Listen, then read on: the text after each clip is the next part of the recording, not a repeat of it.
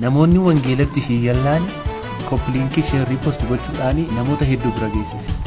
Kitaabota xiinsammuudha jedhaman yookiin immoo asoosamoota yaada namaatiin yookiin ilaalcha namaatiin namni kana jedhee yookiin immoo itti yaadee pirinsipilii mataa isaatiin filosoofii mataa isaatiin kan inni barreesse hedduu dubbisteetta. Walitti dhufeenya atii fi gooftaa Yesuus Kiristoos qabdanii cimseera. Icciitii gooftaa Yesuus Kiristoos yookiin immoo icciitii jireenya isa dhugaa, jireenya isa dhumaa hin qabne, jireenya isicha abdachiifame sanaaf isa siibsuu danda'eera. Kanaaf egaa kitaabni dorgommii hin qabu.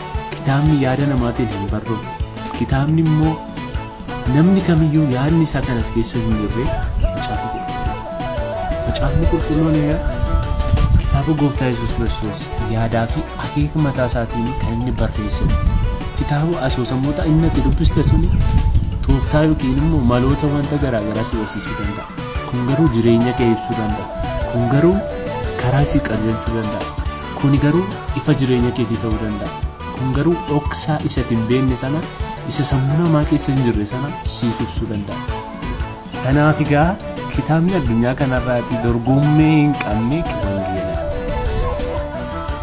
Kanaaf kitaabota hedduu dubbiste sana hunda isaanii jireenya keessa fayyadamu. Kun garuu jireenya hafuura keetii fi jireenya ati gooftaa Yesuus Kiristoos wajjin qabu akka cimsitu yookiin qajeelinaan akka jiraatu hunda kan si barsiisu